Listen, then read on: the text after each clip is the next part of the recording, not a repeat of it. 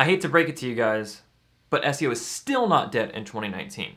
And in this video, I'm gonna tell you why and give you 6 tips to get back in the SEO game. Hey everyone, welcome back. My name is Doug. This is Doug Does Digital, where I try to help you make money online.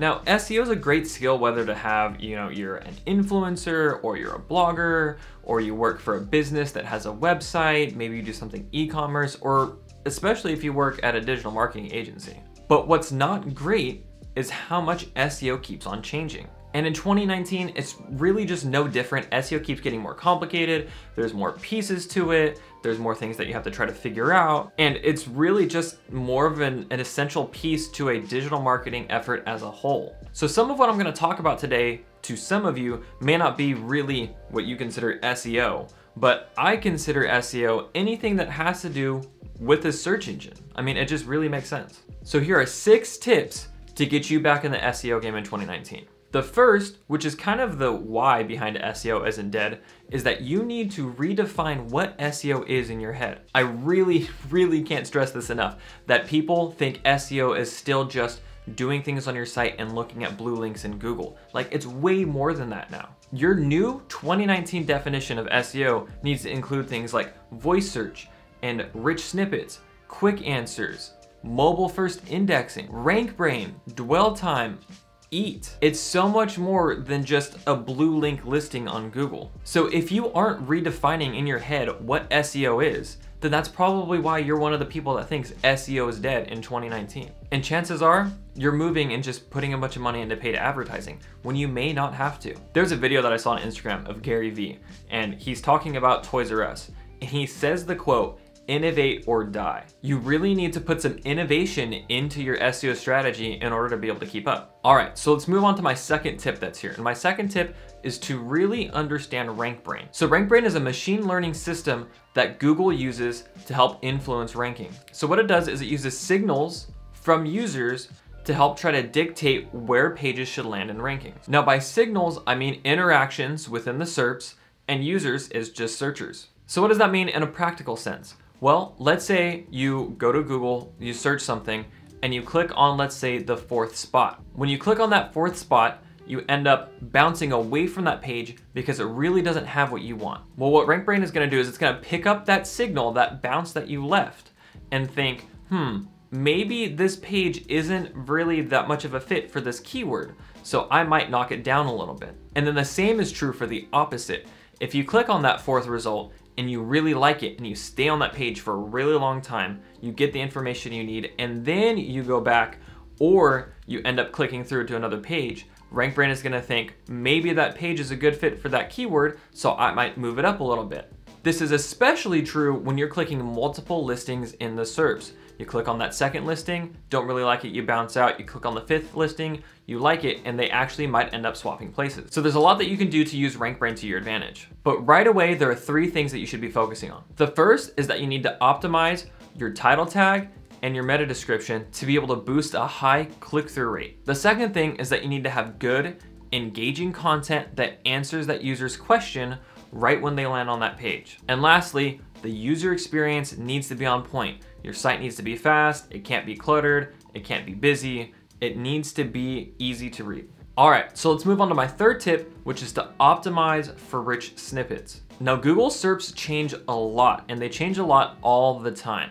Over the past couple of years, you really started to see things like quick answers and video and recipes and reviews and carousels and a lot of stuff that's just kind of jumping up into the top of Google SERPs. Now, how does Google make these? Well, it's actually kind of simple.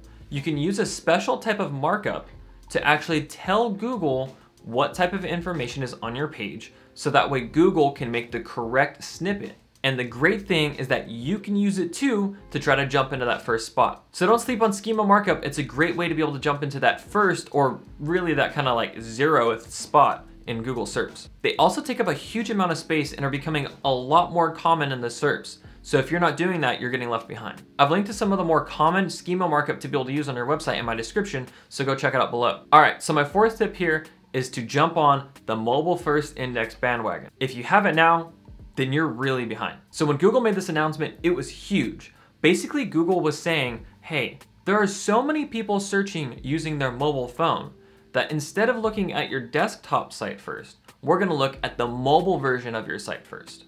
So what can you do about this mobile first indexing? Well, you need to make sure that your mobile site is just amazing. It has to load quickly. It has to be user-friendly and not have text that's too small or things that are too close to each other to try to tap. Something that's really important, especially for search engines, is that you need to try to make sure your desktop experience and your mobile experience are consistent with each other.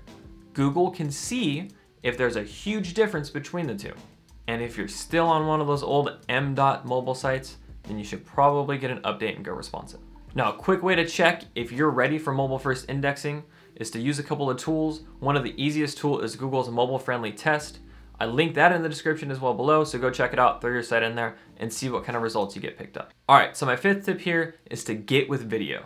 Now, I'm not just saying that because here I am recording a YouTube video. Video is just huge right now. It's blowing up. YouTube is already the world's second largest search engine. So what can you do? You can take your best performing blog posts and turn those into a video. Then you can take that video, not just post it on YouTube, but then you can also embed that into your blog post page and then use video schema markup to try to get a video result when somebody searches for a specific term. Other things you can do is be sure to post on a consistent basis and optimize your videos within YouTube. Like I said earlier, YouTube is a search engine, and anything having to do with search engines is search engine optimization. It's not just Google. Video is actually really common to be shown in the SERPs right now. There can either be a large featured video snippet, or you'll get a couple of video results in something that looks kind of like a carousel. So if you're struggling to get to that #1 spot, think about putting a video up. All right, so my sixth tip here is something that I've talked about in my previous videos, but you need to go deep and long with your content. Now, deep and long are gonna mean two different things. Deep means deep in context, so you really need to cover the content thoroughly, and long meaning a lot of words. You need to be the expert on the topic. You need to demonstrate some type of authoritativeness, and the user has to be able to trust you when reading this content. Now, I'm talking you might need multiples of thousands of words on an evergreen piece to be able to really rank and drive some serious traffic through your website. And there's a few reasons that you'd go about it this way. So the first is that Google likes that in-depth content. So when you cover a specific topic, you need to talk about potentially some other ancillary topics to go with that. I remember one of the first times I learned about this, I learned about it from Rand Fishkin when he was at Moz. He was talking about when you write a topic about, Mario or Super Mario Brothers, you need to include other topics like Bowser and Peach and Toad. You can't really just sit there and talk about only Mario because Google wants that in-depth coverage. So the second reason why you want to go really in-depth and long with your content is that it increases on-page time and it also increases dwell time. So I'm not going to go too deep into what dwell time is now, but just know that it's better to have people on your page for a longer period of time before they go back to the SERPs rather than a short period of time. And then the third piece to why you want to go in depth and long with your content is that the bigger and badder your piece is, the higher of a chance that it's going to get shared and that it's going to get links and that it could potentially go viral. So people used to say that you wanted to 10x the #1 result to try to get to that #1 spot. And realistically, it's a little bit more than 10x now.